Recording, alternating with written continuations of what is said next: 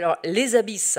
Les abysses, source de fascination et de fantasmes, un univers méconnu, vous allez le comprendre, puisque on estime à environ entre 1 et 5% seulement donc des écosystèmes abyssaux qui ont été explorés, un monde dont la richesse vivante est totalement à découvrir, mais également des grands fonds qui suscitent des appétits, vous avez probablement dû en entendre parler, et des projets d'exploitation qui inquiètent, autant vous le dire, la communauté scientifique.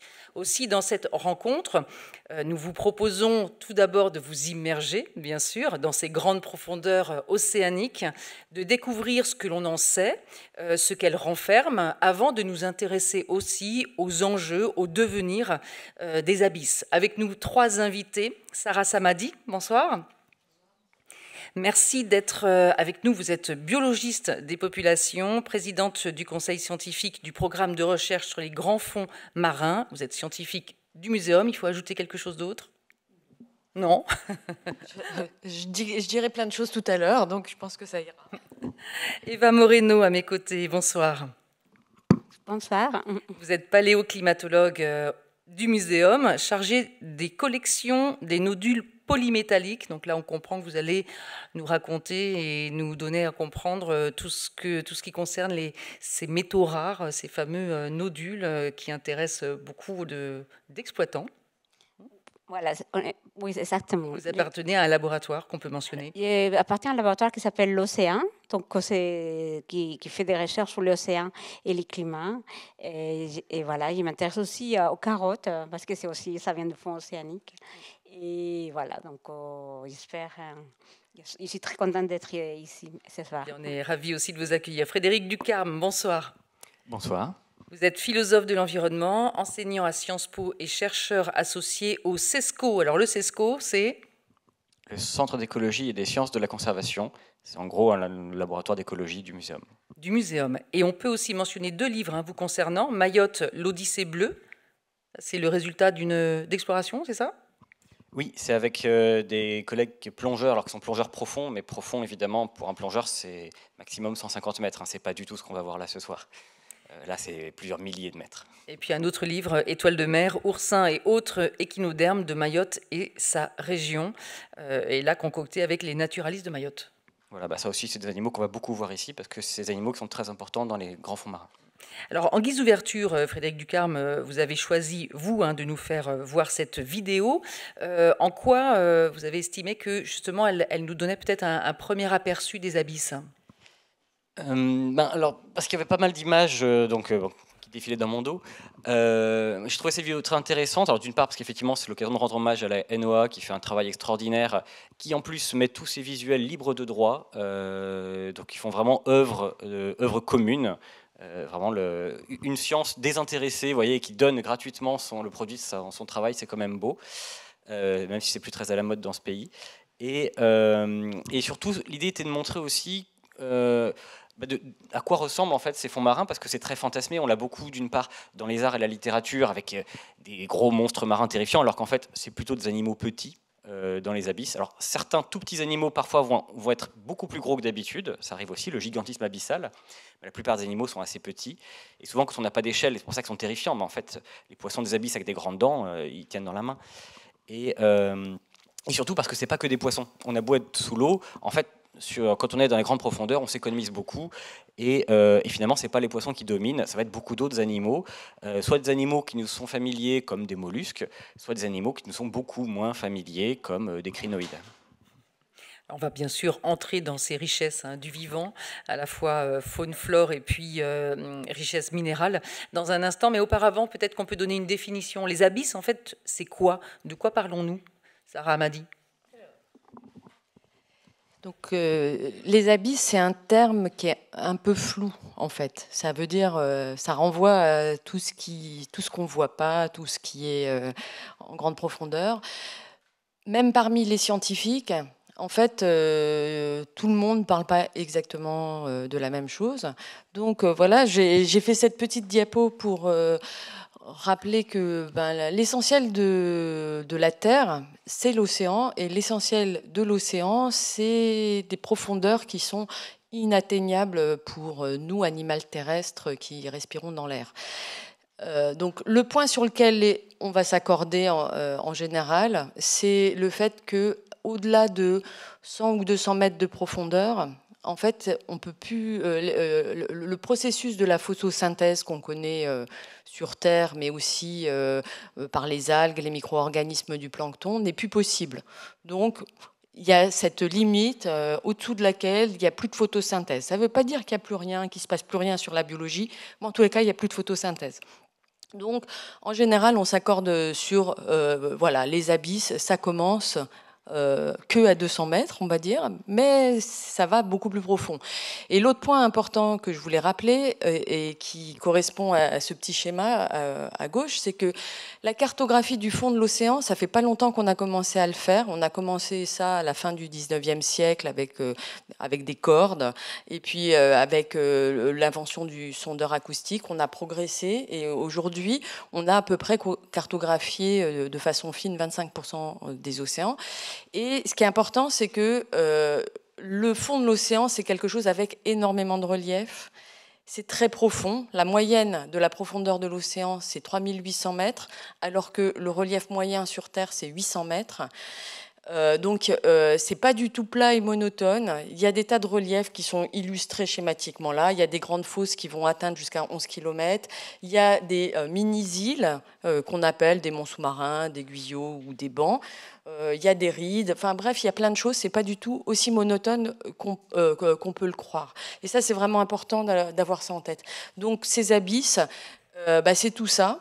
Après, dans tout ça, un dernier point qui est important, c'est que souvent, quand on dit abysse, on parle aussi bien de la colonne d'eau que du fond, donc tous les animaux qui vivent dans l'eau, et aussi tout ce qui est sur le fond. Donc là, quand on parle de grand fond marin, on est quand même plus près du fond. Donc sur le fond, il y a des cailloux, il y a de la géologie, et il y a des animaux, et c'est plutôt de ça dont on va parler aujourd'hui. Mais faut avoir, souvent, quand on parle des abysses, on montre des animaux qui vivent dans la colonne d'eau et pas sur le fond. Donc des paysages, hein, des plaines, des montagnes, des plateaux, des fosses, etc. Et puis des grands fonds, les fameuses fosses, vous disiez, jusqu'à 11 km quand même. C'est impressionnant. Qui veut ajouter peut-être quelque chose? Frédéric Ducarme. Abyssos en grec, ça veut dire qu'il n'y a pas de fond en fait. Donc c'est pour ça que même le mot lui-même il est flou, ça veut dire c'est là où il n'y a pas de fond. Alors qu'en fait, c'est là où on ne voit pas le fond. Mais effectivement, c'est très subjectif comme idée. Donc, après, voilà, on va le trouver et il y a différents niveaux de fond. Mais c'est vrai que les grandes profondeurs, ça peut compter en centaines de mètres ou en milliers de mètres, et forcément, ça n'a rien à voir. Pour nous, c'est juste très profond. Mettez bien le micro plus près. Eva Moreno, peut-être? Non, juste pour aussi compléter qu'effectivement, on peut imaginer les fonds océaniques un peu comme les reliefs terrestres, comme on peut avoir des montagnes hautes comme l'Himalaya dans les fonds océaniques. Et que c'est vrai, on voit la mer, c'est plat, mais ce n'est pas plat en réalité. Voilà. C'est plutôt les fonds, enfin, ce que vous expérimentez, ce que vous analysez, c'est quoi précisément? Alors, nous, quand on veut regarder les nodules, parce que les nodules sont formés dans des endroits spécifiques, qui sont des grands fonds à plus de 4000 mètres en général. Je parle des nodules polymétalliques et pas d'encroûtement. Et c'est dans un endroit où il y a aussi pas mal de courants, parce qu'il faut que les sédiments ne se déposent pas pour que les nodules se forment. Et il faut aussi des endroits où il y a pas mal d'oxygène, des fonds oxygénés quand même pour pouvoir faire précipiter les métaux. Bon, nous allons en parler dans un instant, mais c'est vrai qu'il faut aussi qu'on s'intéresse à ce milieu, puisque ce milieu, on le dit hostile, mais hostile de notre point de vue à nous, c'est-à-dire le point de vue anthropomorphique. Au fond, quelles sont les conditions de vie? Et elles conviennent très très bien à ce vivant qui existe, mais qui est plus lent, qui vit très longtemps. Alors, ça m'a dit. Donc on va y revenir, mais effectivement, le vivant au fond de la mer, on parle souvent, vous allez souvent entendre les gens dire « Ah, c'est des conditions extrêmes, c'est hostile ». C'est hostile et extrême de notre point de vue.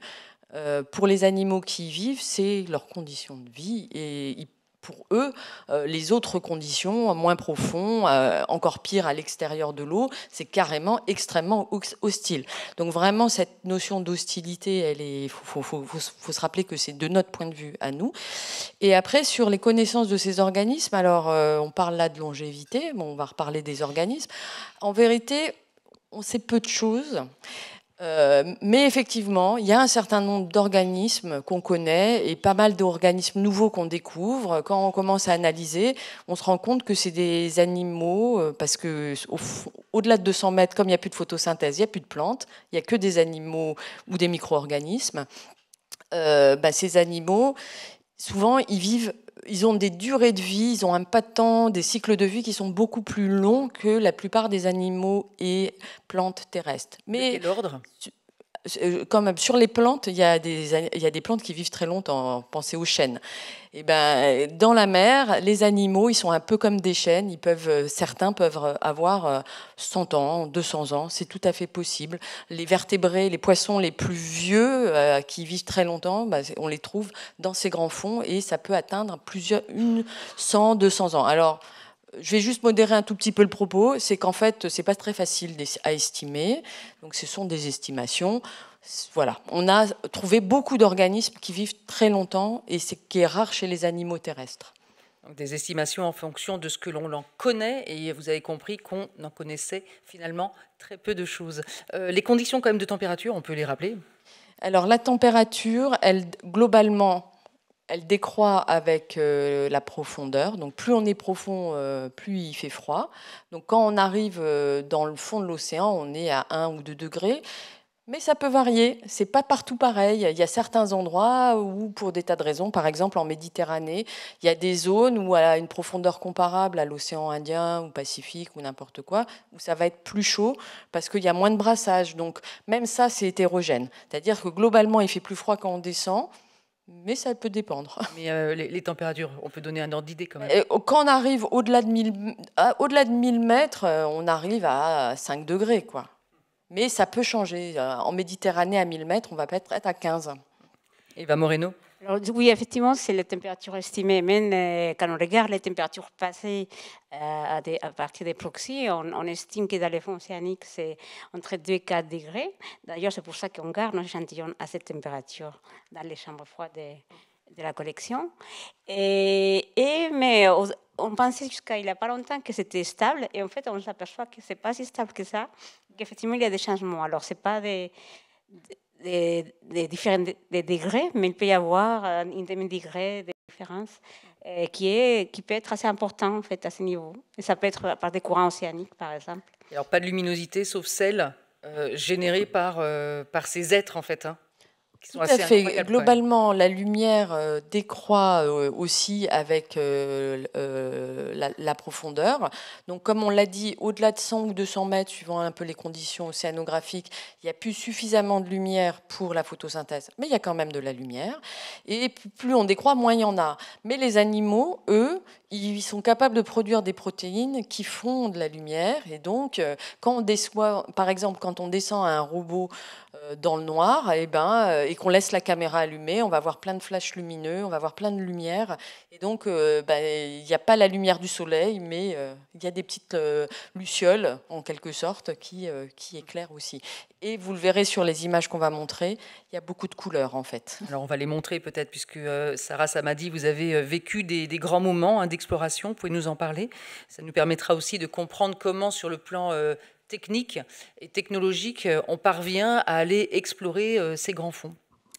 Alors, effectivement, juste dans l'autre main. Donc, je vais vous parler rapidement, mais d'une campagne océanographique qu'on a réalisée en 2019 en Nouvelle-Calédonie, dans le parc marin de la mer de Corail.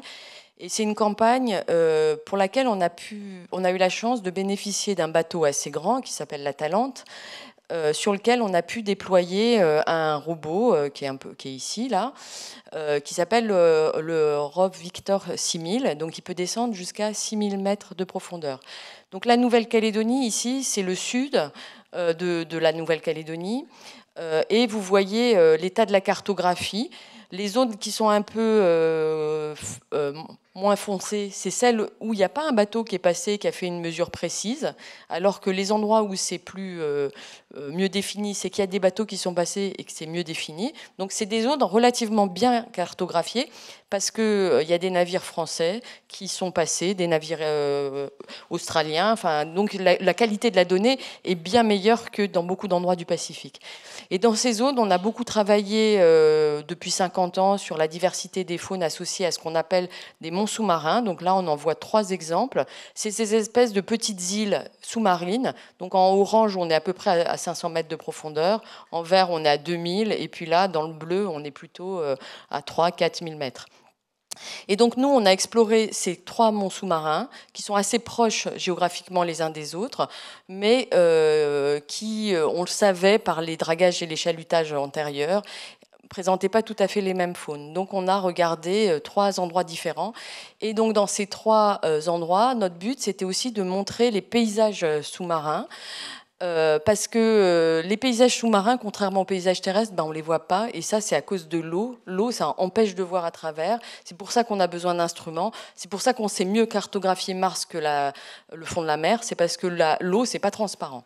Donc je vais vous montrer quelques images, en particulier de cette plongée autour de ce mont qui n'a pas de nom, qu'on appelle le mont D.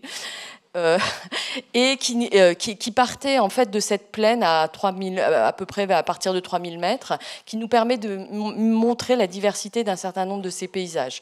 Donc ici, à 3000 mètres, sur la plaine abyssale, on a effectivement un sédiment, une espèce de boue sur lequel on va voir un certain nombre d'organismes. Donc là, j'ai juste montré 2 organismes. Ici, c'est un hémicordé qui n'est pas décrit. Personne n'a jamais réussi à en échantillonner. On sait que ça existe, mais même nous, on a essayé, on n'a pas réussi. Là, on a un cnidaire, c'est un corail mou. Voilà. Et puis ici, c'est juste pour vous montrer que toutes ces photos que je montre, elles sont aussi disponibles tout à fait librement sur les sites de la flotte océanographique française et qu'on documente des tas de choses qui sont mentionnées ici, comme par exemple une bouteille de Coca-Cola à peu près 2800 mètres de profondeur. Donc là, on peut lancer peut-être le petit film qui illustre cette plongée. C'est moi qui le lance ou c'est là-haut ? C'est bon, c'est parti. Donc voilà, donc vous voyez quand on plonge, en fait, on est vraiment, on a des grands flashs qui nous permettent de voir où on est. On est sur cette plaine abyssale et puis là, on voit cette espèce de rocher. On ne sait pas trop ce qui va se passer. On voit pas, on a un angle de vie qui est très réduit en fait pour voir ces paysages. Donc en fait, c'est a posteriori, il y a toutes les images qu'on a accumulées qui vont nous permettre de reconstituer des images un petit peu à l'échelle de ces paysages. Mais même avec le robot, on tâtonne quand même dans le noir, hein, même avec nos projecteurs. Donc on voit donc ces rochers qui ont un encroûtement noir qui est probablement un encroûtement polymétallique, mais on ne sait pas trop. On voit cette vase et puis là on voit des gorgones qui sont accrochées à cette substrat dur. Donc l'hétérogénéité des substrats, la boue d'un côté, les rochers de l'autre, c'est pas exactement les mêmes faunes. Et donc là vous voyez ces gorgones et dessus il y a des petits habitants là. On voit c'est des crustacés, des cirripèdes qui vivent dessus. Donc en fait, toute cette faune fixée, c'est des HLM. C'est des organismes qui construisent des habitats comme les forêts et qui vont ensuite héberger d'autres habitats. Donc voilà.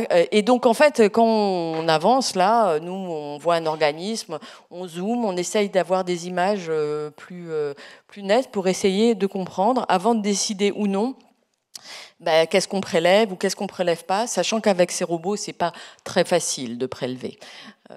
Et avec le respect des écosystèmes, on imagine, parce que ça doit être la hantise aussi de se dire ne pas perturber ces écosystèmes qui existent, dont on ne connaît rien. Alors ça, c'est toujours la question quand on fait de la recherche naturaliste. Est-ce qu'on prélève ou est-ce qu'on prélève pas ? Si on prélève pas, on connaîtra pas. Donc voilà. Donc nous, là, avec le robot, un des points intéressants, c'est qu'on a pu retourner sur les endroits où on avait fait du dragage et du chalutage il y a 50 ans, 30 ans, 40 ans, on n'a vu aucune trace.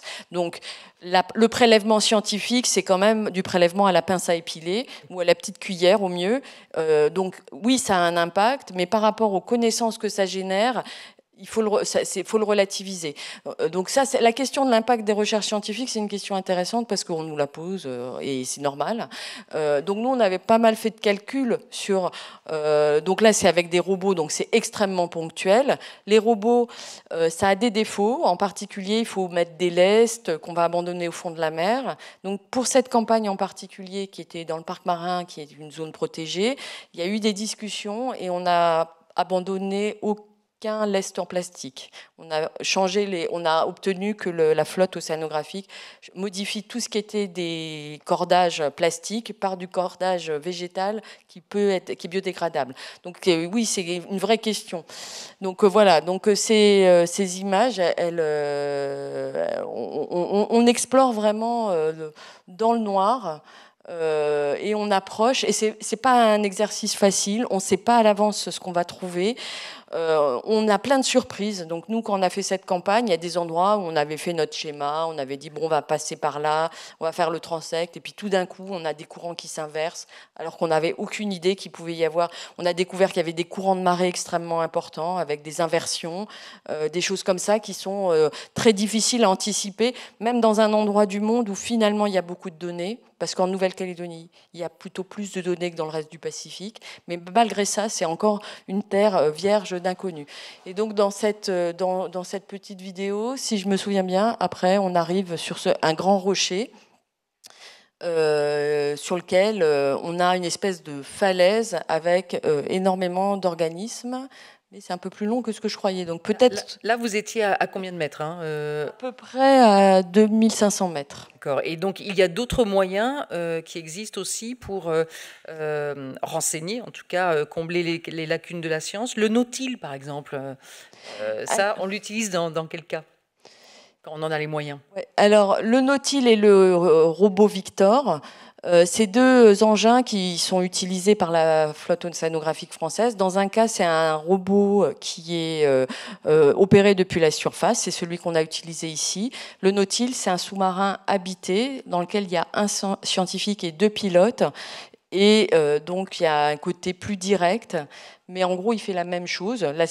Une des différences importantes, c'est que le Victor, il y a une bande de 8 scientifiques qui sont en train de regarder ce qui se passe et qui disent aux pilotes ce qu'il faut ramasser.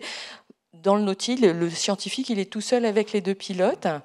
Et il part avec toutes les demandes de ses collègues. De ses collègues, avec lesquels il interagit beaucoup moins. Et puis l'autre aspect, c'est que le Nautile, il a une capacité d'emport, c'est-à-dire d'échantillonnage, de ramassage d'échantillons beaucoup moins grande que le Victor. Le Victor, il utilise aussi un petit ascenseur, donc on peut récolter, mettre dans un ascenseur, remonter, etc.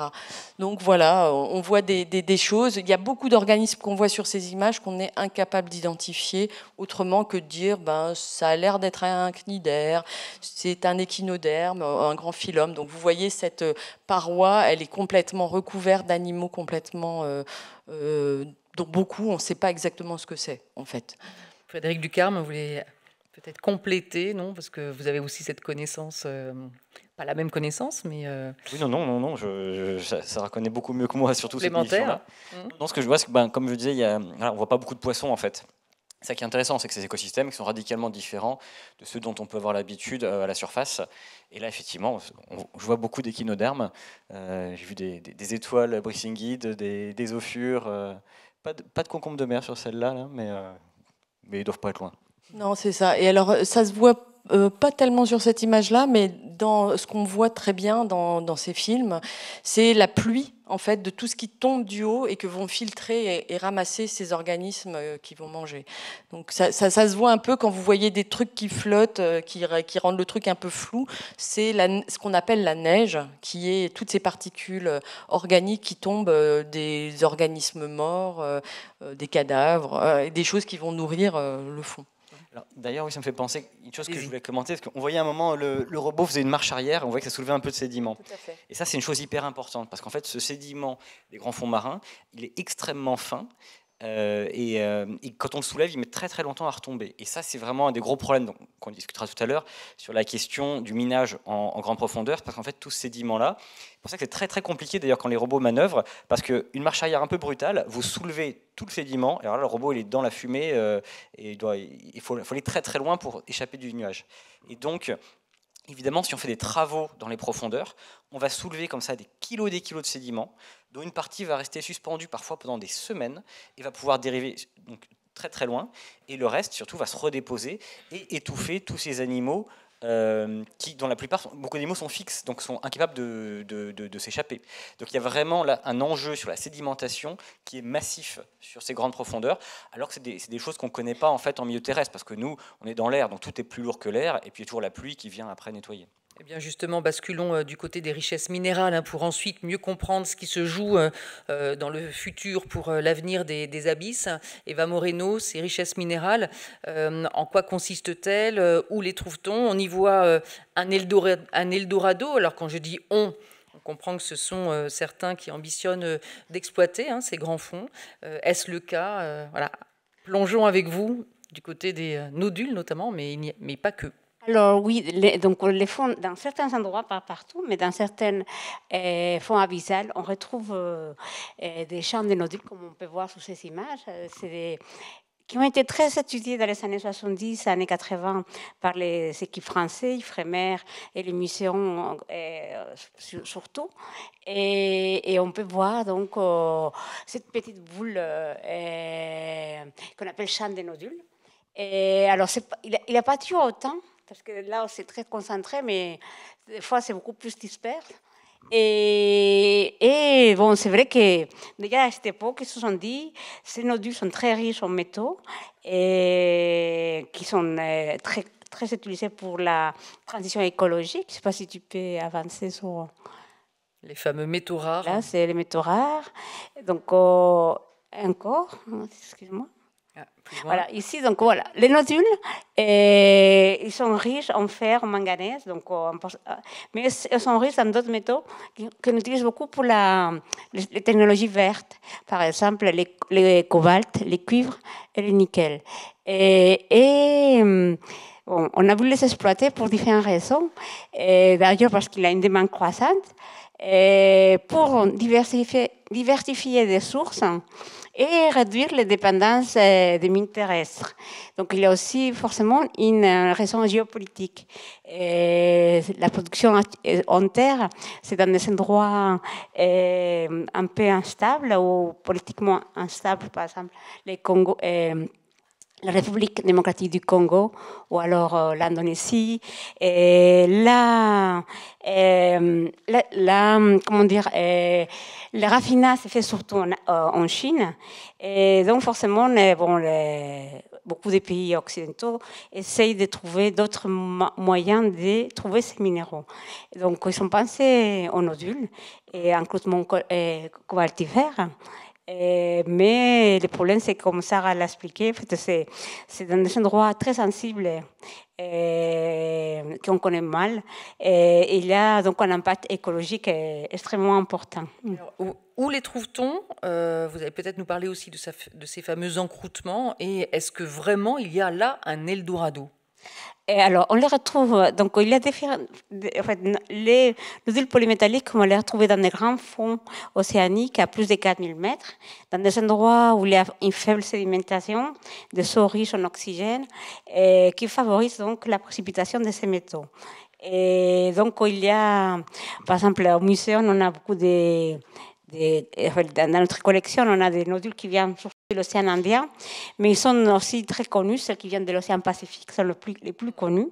Et donc, il y a aussi les encroûtements cobaltifères qu'on retrouve plutôt dans les monts abyssales, dans les monts souterrains, et donc à plus faible profondeur, et des conditions aussi similaires avec une forte oxygénation, courant relativement fort, qui permet donc la précipitation de ces métaux. Alors, ce sont des richesses quand même, Eva Moreno, qui se sont constituées pendant des millions d'années. En effet. Alors, je ne sais pas si tu peux aller vers en arrière. Voilà. Donc ici, on a quelques nodules de la collection. Et donc, vous voyez ici, sur la photo, une coupe d'un nodule avec en blanc, c'est ce qu'on appelle les noyaux. Ça peut être aussi un fossile, comme les dents qu'on voit en haut. et les métaux vont se précipiter autour de ces noyaux. Donc la croissance est très très lente. Il faut entre 1 et 5 mm par million d'années. Et normalement, on a été daté ces nodules à plusieurs millions d'années. Donc 50 millions d'années, des fois un peu moins, mais bon, ils sont très anciens, effectivement. En un mot, est-ce que ça vaut bien le coup d'aller ratisser les grands fonds? Parce que tout cela ne va pas se reconstituer avant des millions d'années. Donc ça veut dire que c'est un prélèvement et plus rien derrière. Exactement. Alors moi, personnellement, je n'y suis pas favorable. Alors, les miniers, ils estiment qu'il y a peut-être 21 milliards de tonnes de nodules. Donc ils disent qu'on pourra les exploiter au moins pour un siècle peut-être. Mais pour l'instant, je crois que c'est pas encore vraiment comment dire, économiquement viable, parce que même si c'est très cher, c'est vrai que les nodules, les nickel, les cuivres, les cobaltes coûtent peut-être jusqu'à 35 000 $ la tonne, mais il a 1% dans un nodule. L'extraction n'est pas si facile que ça. L'exploitation n'est pas si facile que ça parce que ça coûte très cher d'aller en mer et les engins ne sont pas encore à point. Donc bon, c'est finalement une chance qu'il ne soit pas encore... Le rapport économique est à questionner en tout cas. Sarah Samadi? Oui, alors ça c'est encore une photo un assemblage de photos qui vient de la campagne Canatype 2. Donc là à droite, vous avez des séries de gros galets encroutés qu'on a récoltés avec des dragues à peut-être 1000-2000 mètres de profondeur. Et vous voyez en fait ici que tous ces gros galets, ils ne sont pas tous pareils. Là sur la cuvette, on voit des très gros, à droite il y en a des plus petits. C'est très hétérogène et les géologues qui étaient présents sur cette campagne, qui était une campagne de biologistes, et qu'ils n'étaient pas très nombreux, ils ont eu beaucoup de travail, ils n'ont pas arrêté de dire mais ça n'existe pas dans les livres, ça c'est pas comme on les a décrits. Il faut savoir que tous les calculs que Eva vient de donner sont basés sur des données extrêmement fragmentaires. On a ramassé quelques endroits des nodules et puis après on fait des multiplications par la surface. Là ça a l'air tout plat, tout dur, et ben ça c'est partout pareil, c'est pas vrai. Et tout simplement, c'est pas vrai, juste parce qu'on n'a pas été voir, qu'on n'a pas documenté cette hétérogénéité. Donc en fait, les fonds marins, c'est contrairement à ce qu'on peut croire de la surface, c'est très hétérogène. Et donc l'Eldorado, souvent, est basé sur j'ai ramassé 3 pépites dans une rivière et je crois qu'il y a une mine d'or. Et ben là, c'est un peu pareil. Il y a probablement des tas de ressources. Mais c'est pour beaucoup des ressources qu'il y a dans les grands fonds, c'est pas si simple que ça. Voilà. Sachant que les abysses jouent aussi un rôle dans l'équilibre de l'océan et que nous dépendons de son équilibre, notamment dans ce contexte de réchauffement climatique, parce que faut-il encore le préciser, l'océan est un grand capteur de CO2 et là on ne sait pas comment ces exploitations pourraient venir troubler cet équilibre. Oui, l'océan c'est un ensemble qui est très connecté par l'eau, évidemment, et qui a un fonctionnement qui, encore une fois, est très mal connu, où l'essentiel des choses qu'on infère sont vues de la surface, avec beaucoup plus de données à la surface qu'au fond. Mais plus on avance, plus on a des données, plus on se rend compte que quand on va parler du bilan du carbone, des effets du réchauffement, etc., en fait, le comportement du fond, on ne le connaît pas bien. Et pourtant, il rentre en compte dans cette équation et que vouloir aller exploiter alors qu'on ne sait même pas comment, on sait que c'est connecté, mais on ne sait pas très bien comment, quelles sont les résiliences, les possibilités, c'est problématique. Parler de ces écosystèmes dont nous dépendons, je crois que là, sur les visuels, on voit une plante qui sert aussi pour le côté médical. Voilà. Alors, dans cette diapo, effectivement, j'avais illustré d'autres types de ressources, parce que dans les ressources qu'on attend des océans, il y a... vous avez certainement entendu parler de la pêche. La pêche en eau profonde, ça fait beaucoup de dégâts sur les écosystèmes du fond et surtout, c'est économiquement pas très rentable. Donc là, il y a un des poissons qui est là-bas. C'est un des poissons qui est exploité en Nouvelle-Zélande, par exemple. En Nouvelle-Calédonie, c'est le parc marin partout, c'est interdit partout, donc c'est pas exploité. C'est pas exploité parce que aussi la Nouvelle-Calédonie a des ressources minérales à terre, je le rappelle. Donc elle ne s'intéresse ni aux ressources minérales ni à leurs ressources halieutique dans son parc. Par contre, il y a un certain nombre de découvertes qui ont été faites de substances chimiques d'intérêt biologique. Donc ici, c'est un organisme assez extraordinaire parce qu'en fait, quand on l'a découvert dans les années 80, les choses les plus proches qu'on connaît, c'est des espèces fossiles. C'est-à-dire qu'on croyait que c'était des formes, des lignées qui étaient éteintes depuis le Jurassique. Et là, pof, on le trouve vivant. Donc on se dit, mince, c'est un fossile vivant. En vérité, c'est que c'est plus facile de l'étudier dans le passé que dans l'actuel. Il n'est pas du tout fossile, il est tout à fait vivant. C'est juste que c'est très difficile d'aller l'étudier. C'est plus facile d'aller chercher ses traces dans les montagnes. Et cet organisme qui est assez extraordinaire, du coup, pour nous, il nous fascine parce qu'on l'a découvert avant dans le passé que dans l'actuel. Eh bien, il a des tas de propriétés biologiques et on a pu extraire des pigments de cette bête qui est très colorée, verte, jaune. Et ces pigments, ils ont des propriétés antivirales, par exemple contre le virus du sida et d'autres contre le virus de la dengue. Et ça, c'est vraiment des choses, des potentialités très intéressantes parce que on va pas aller moissonner ces bêtes. Il y en a très peu et ce serait très compliqué. Par contre, une fois qu'on connaît les molécules, par la biotechnologie, on peut les produire et avoir des applications humaines d'intérêt. Donc, il y a beaucoup de gens qui mettent en avant que protéger les grands fonds, c'est aussi nous donner des potentialités pour ces découvertes qui ont un intérêt pour les populations humaines. Frédéric Ducarme voulait peut-être réagir avant de nous embarquer sur le côté protection, hein, puisqu'on voit bien que tout cela questionne aussi nos besoins et a-t-on besoin des besoins actuels? Est-ce qu'il faut pour cela exploiter les abysses pour y répondre? Et en tout cas, cet Eldorado, voilà, vous le voyez comment, vous, et les arguments peut-être qui sont mentionnés? C'est très intéressant que beaucoup de journalistes utilisent parfaitement au premier degré l'expression Eldorado. Parce qu'effectivement, ça ressemble beaucoup à ça pour l'instant. C'est-à-dire, comme ça a été très bien dit tout à l'heure, en fait, ces nodules, on en trouve, on en voit. On ne sait pas toujours comment ils sont dedans, c'est parce qu'ils ne sont pas forcément homogènes, on a vu avec les exemples de Sarah. Et du coup, effectivement, après ça, des businessmen vous disent « Ah, mais en fait, c'est pareil comme ça, il y en a des tonnes et des tonnes sur des milliers de kilomètres ». Ils ne sont pas allés voir, en fait. Ils utilisent d'ailleurs souvent nos données à nous. Et donc, par contre, ils sont là pour vendre ça et pour vendre le concept.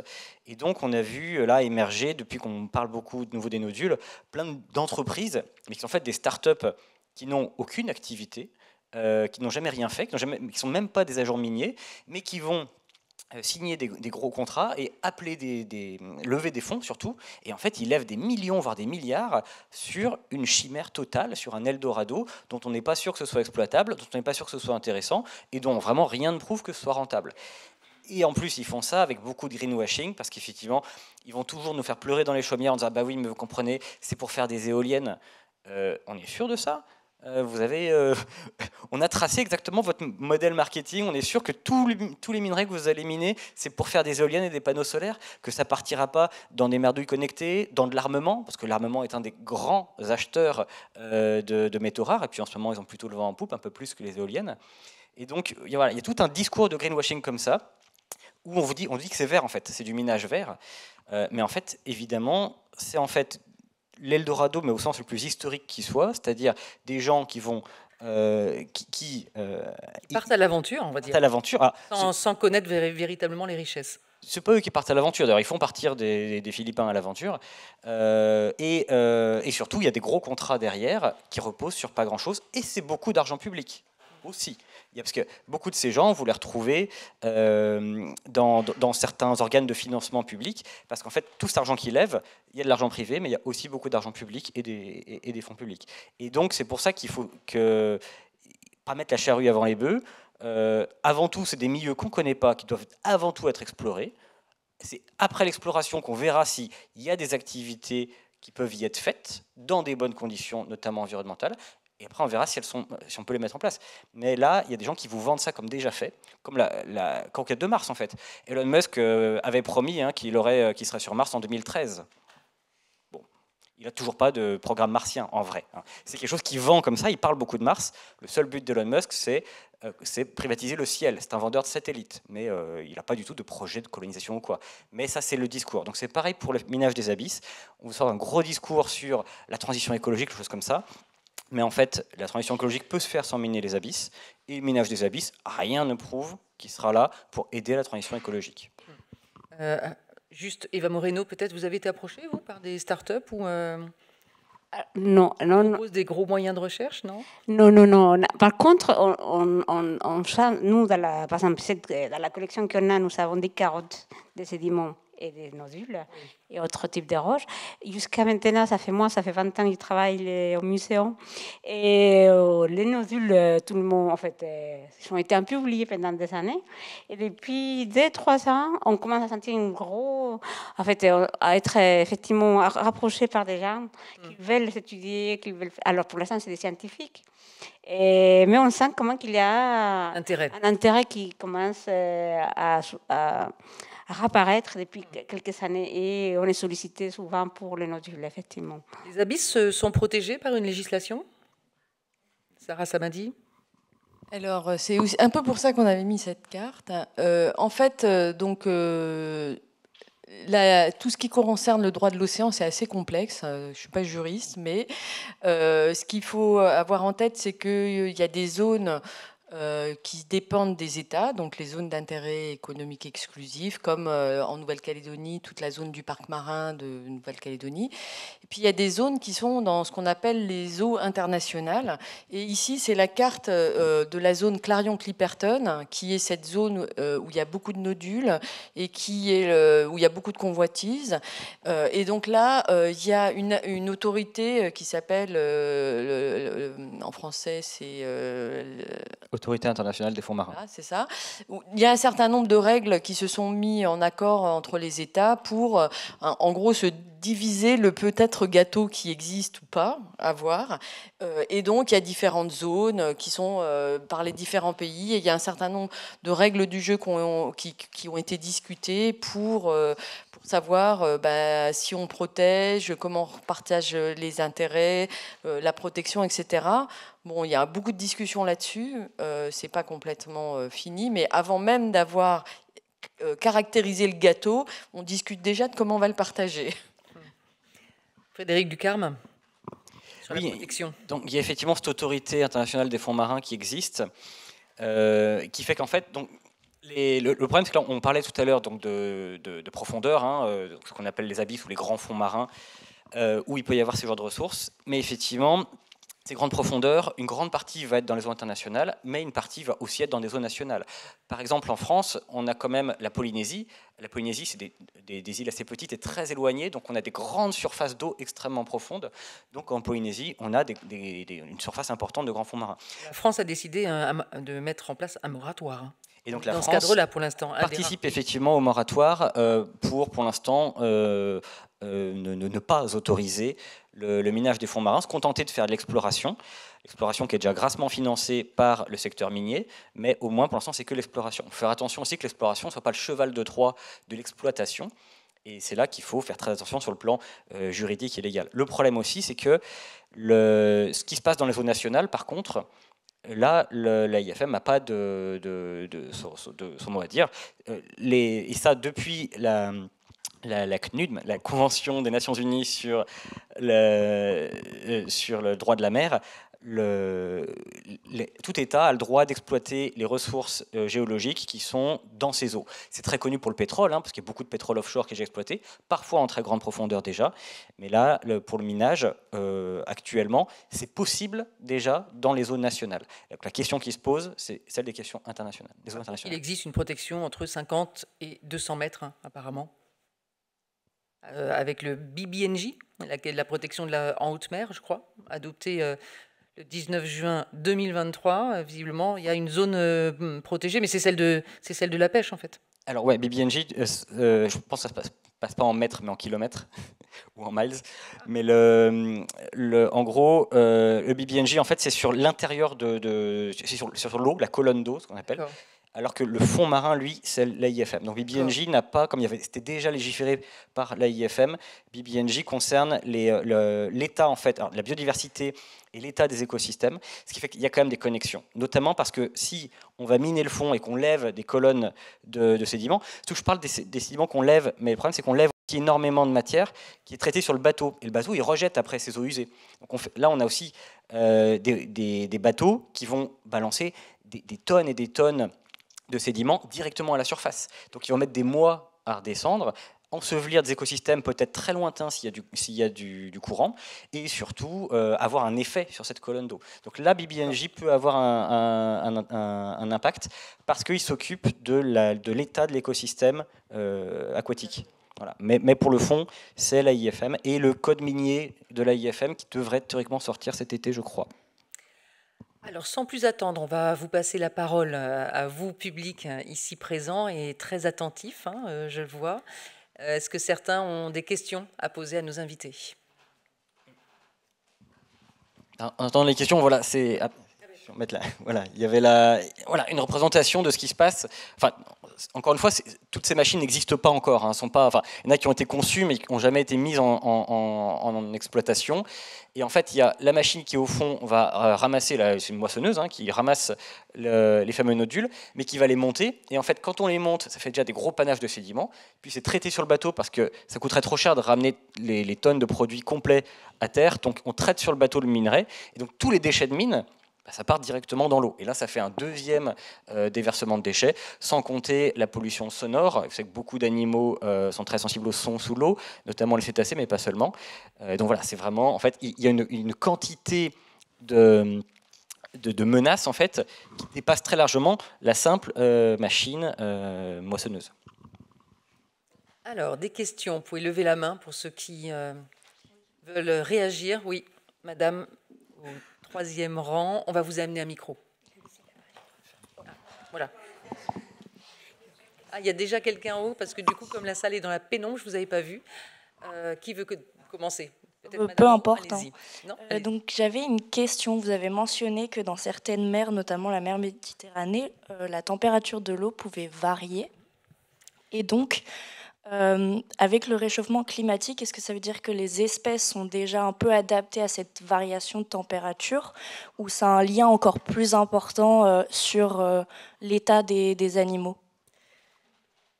Alors, sur la question de la température, donc en Méditerranée, c'est surtout qu'à une profondeur similaire à un autre endroit de l'océan, on va avoir une température plus importante parce que c'est un bassin qui est assez fermé et donc il y a moins de brassage de l'eau et du coup, par inertie, l'eau du fond finit par chauffer quand même. Donc c'est ça le cas de la Méditerranée. Et ce qui est vrai, c'est que comme ça chauffe aussi en surface, ça va aussi augmenter la température du fond et la température est un élément important sur la distribution des espèces. Donc on s'attend à ce qu'il y ait des modifications de distribution, mais encore une fois, c'est beaucoup de choses pour lesquelles on a des données très, très fragmentaires. Donc l'impact du changement climatique sur les grands fonds, il y en a certainement un. Sur la température, ça va certainement modifier, mais c'est surtout ce qu'on attend, c'est que ça change le niveau de la mer et donc la profondeur. Donc par exemple, certains endroits qui étaient à une profondeur, je ne sais pas moi, de 500 mètres vont se retrouver à 1000 mètres, enfin vont changer de profondeur en fonction du changement des niveaux de la mer aussi. Donc on attend des effets du changement climatique sur le fond, mais pas très facile à modéliser. Pour compléter, en fait, dans le passé, ce qu'on voit à niveau paléoclimatique, donc à niveau géologique, c'est que effectivement les températures du fond océanique avec les périodes glaciaires, par exemple, a très peu varié. En fait, on pensait jusqu'à présent qu'il y avait très peu varié. On commence à s'apercevoir que finalement la température n'était pas si stable que ça. Et on s'aperçoit qu'effectivement, donc, un changement climatique peut réchauffer les fonds océaniques aussi et perturber non seulement la faune, mais aussi les courants océaniques. Et donc le brassage. Frédéric Ducarme, non, sur ces questions. Rien à ajouter. Autre question. Alors déjà, merci beaucoup pour cette présentation très intéressante. Je voulais savoir, de votre point de vue, comment est-ce que la découverte de l'oxygène noir, donc sur les nodules polymétalliques, va pouvoir impacter un peu toutes les discussions internationales en termes de moratoire en faveur ou pas? Je ne connais pas très bien, j'avoue, je ne peux pas trop dire parce que je ne connais pas bien la question. L'oxygène noir. Ouais. Je peux répondre parce que l'oxygène noir, c'est quelque chose de très intéressant et qui a beaucoup fait parler tout le monde. En fait, cette découverte, elle montre surtout à quel point on ne sait rien. Parce que ce qui est intéressant, c'est de voir le contexte de la découverte. La découverte, elle a été faite parce que on essaye d'anticiper si jamais on se mettait à ramasser ces nodules, qu'est-ce qui se passerait pour les organismes qui vivent sur le fond. Donc, on fait des expériences en fonction de ce qu'on sait de la biologie et de l'écologie dans les grands fonds. Donc, ce qu'on sait dans les grands fonds, c'est qu'il n'y a pas de photosynthèse. Donc, il n'y a pas d'organismes qui font de la photosynthèse et que globalement, il y a des animaux qui mangent la matière organique qui viennent du haut. Et donc, ces organismes, ils mangent, ils respirent, donc ils consomment de l'oxygène. Donc, quand on veut faire une manip pour voir l'activité biologique, on se dit, c'est pas compliqué. S'il y a de l'activité biologique, on va avoir une décroissance de la quantité d'oxygène. Et donc, pour comparer un endroit où on a enlevé les nodules par rapport à un endroit où on n'a pas enlevé les nodules, on va regarder le niveau de consommation d'oxygène sous des cloches. Si ça baisse beaucoup, c'est qu'il y a beaucoup d'activité biologique. Si ça baisse pas, c'est qu'il n'y a pas d'activité biologique. Donc, on veut voir ça. Donc, on fait cette expérience. Et là, pof, ça monte, l'oxygène. Donc ça ne va pas. C'est que notre hypothèse de départ, elle était fausse et on ne sait pas pourquoi. Donc il y a eu beaucoup de discussions là-dessus, sur pourquoi. Donc il y a un certain nombre d'hypothèses qui vont être explorées. Est-ce que c'est un phénomène physico-chimique? Est-ce qu'il y a des organismes qui interviennent ou pas? En fait, on n'en sait rien. Et donc ça montre juste qu'il y a plein de choses à découvrir. Biologiquement, géologiquement, géophysiquement. Donc voilà, et c'est vrai que ça n'arrange pas tellement les gens qui veulent faire de la mine, parce que ça veut dire que là, on avait un beau protocole pour mesurer l'impact, et en fait, on ne peut pas le faire parce qu'en fait, on manque de connaissances sur cet écosystème. Donc même faire une manip, une expérience pour mesurer l'impact potentiel, on ne sait pas comment la faire. En fait. Enfin, si, on essaye, mais ça nous montre qu'on ne sait pas encore assez. Autre question, monsieur. Merci pour tout, c'était passionnant. Moi, j'avais une question vis-à-vis de ce que je crois avait dit Frédéric, sur le fait que les gens qui voulaient faire de la mine ou les startups, ils utilisaient beaucoup vos données et qu'ils s'en servaient en les transformant pour favoriser leur levée de fonds, des choses comme ça. Et c'est pas la première chose scientifique qui est réutilisée par d'autres gens à contre-emploi. Je voulais savoir comment vous pensez vous défendre vis-à-vis de ça en tant que communauté scientifique pour éviter qu'il y ait ce genre de fausses informations avec vos propres données qui soient faites à l'avenir. Je pense que Sarah pourra répondre sur ces images à elle qui sont utilisées par ces opérateurs miniers. Après, la science, comme on a dit tout à l'heure, c'est aussi beau que le résultat de nos recherches est fait pour être public. C'est pour ça qu'on parle de publication d'ailleurs. On essaye de produire du savoir et de l'offrir comme ça au plus grand nombre. Donc il est assez légitime que des acteurs de la vie sociale puissent s'en servir. Après, que certaines startups fassent croire à leurs financeurs qu'ils ont plein de robots qui font déjà d'exploration des abysses en utilisant des images du muséum, c'est un usage qui est légal. C'est un mensonge. Mais c'est un gros mensonge. C'est un usage trompeur, en fait, parce qu'effectivement, ces données, c'est important qu'elles soient publiques et accessibles. Toutes ces données, toutes ces photos, par exemple, vous pouvez y accéder sur le site de la flotte océanographique.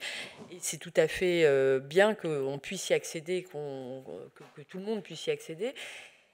C'est surtout que les gens qui sont dans ces startups, que ce soit même des gens qui déploient de la technologie, qui essayent de vendre à la recherche publique, par exemple, en fait, là où c'est trompeur, c'est qu'ils font croire qu'ils ont des technologies, ils font croire qu'ils savent faire des choses, et c'est du fantasme, en fait. C'est de la bulle spéculative. Voilà. Donc moi, je pense que ce qui est important, c'est que nous, scientifiques, on puisse exprimer des résultats et des choses. L'histoire de l'oxygène noir est un bon exemple parce que c'est des recherches qui ont été financées par ces gens-là et ils n'étaient pas très contents parce que les scientifiques qui les ont produites, ils ont fait une vraie découverte scientifique et ils l'ont publiée. Et donc voilà, c'est un peu un jeu comme ça. Il faut savoir que quand même ça reste un jeu important. Il faut beaucoup d'argent pour faire de l'exploration de ces grands fonds. Même déployer des dragues et des chaluts, il faut un bateau, ça coûte cher, ça demande des moyens. Et les attentes de la société, que ce soit les ressources minières, les ressources chimiques ou les poissons, ça oriente ce que nous, on fait en recherche. Une grande partie de la cartographie est liée aux travaux des gens qui ont cherché du pétrole. Ça fait progresser. Cela suppose quand même que les scientifiques restent en alerte sur l'utilisation de leurs propres données, peut-être à certaines et de leur discours surtout, de pas dire non plus on sait tout. C'est important de dire qu'on ne sait pas. Allez, encore une question, madame. Oui, merci. Oui, merci aussi pour cette présentation passionnante. Je voulais juste savoir un petit peu plus comment on pouvait expliquer la formation de ces nodules et comment on pouvait expliquer leur répartition sur la croûte océanique. Est-ce qu'on pourrait aller un petit peu plus loin sur la présentation de ce phénomène? Comment ces nodules se sont constitués?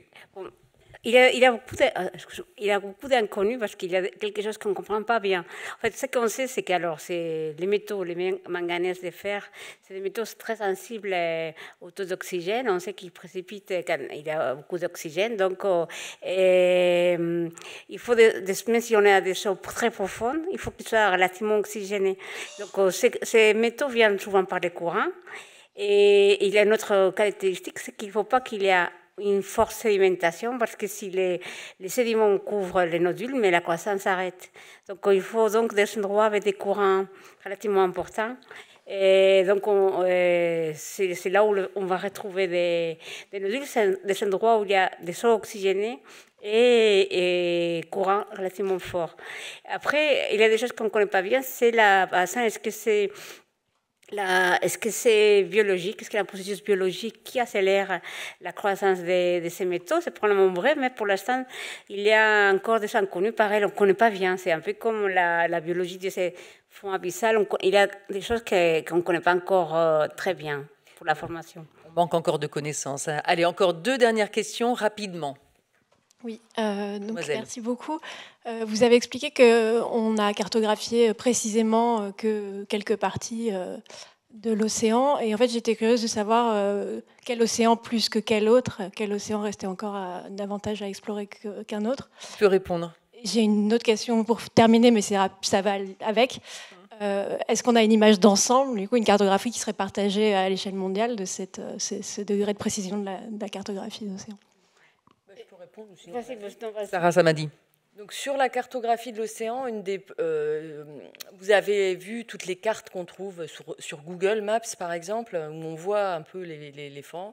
Donc, il y a eu une avancée importante, c'est qu'on a utilisé les données satellites qui regardent l'élévation de l'eau, qui reflète un peu le fond. Donc ça nous permet d'avoir une carte assez globale des fonds marins, mais c'est à une échelle très peu précise. Pour que ça soit précis, il faut qu'il y ait un bateau qui passe avec un sondeur qu'on appelle multifaisceau, qui va envoyer du son et qui va revenir. Donc il faut qu'il y ait des bateaux qui se déplacent. Donc évidemment, il y a des zones de l'océan où il n'y a jamais de bateau équipé d'un sondeur multifaisceau qui passe. Donc dans ces endroits-là, on a au mieux des données avec des sondeurs monofaisceaux de bateaux, par exemple, de pêche, mais on a très peu de données. Donc on va avoir beaucoup plus de données, par exemple, dans l'hémisphère nord atlantique, dans l'hémisphère nord-pacifique du côté du Japon, des États-Unis, et beaucoup moins dans l'océan Indien et dans l'océan austral sud.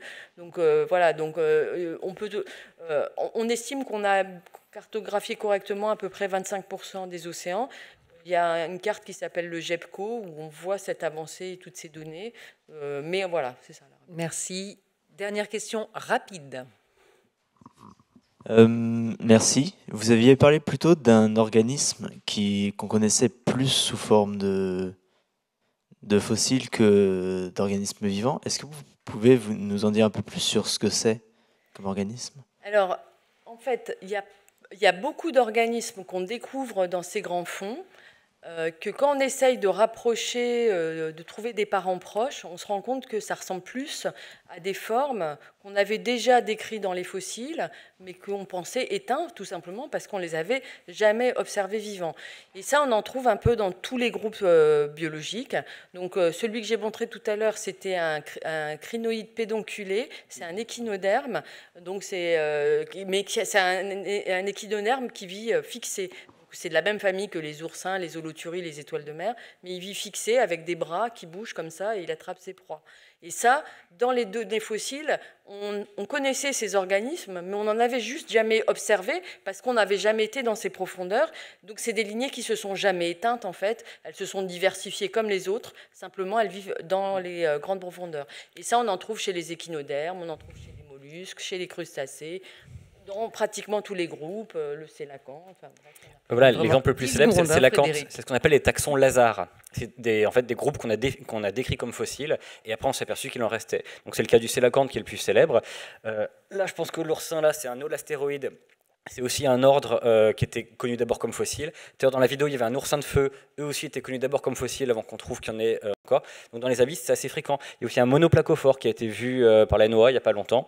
Donc voilà, ça arrive qu'il y ait des groupes comme ça qu'on croyait plus exister, puis en fait, dans les abysses, il en reste. Voilà, et en fait, on se retrouve dans un paradoxe parce qu'on a du mal à se dire qu'ils sont actuels.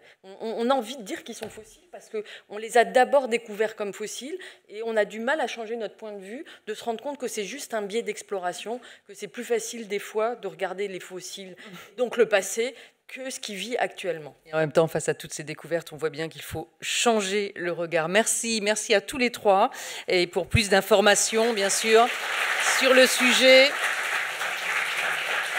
Et merci à vous, public, pour plus d'informations sur le sujet. Bien sûr, rendez-vous sur le site du muséum. Levons le voile sur les abysses. C'était une rencontre programmée, vous l'aurez bien sûr compris, dans le cadre de l'année de la mer 2025. Merci encore.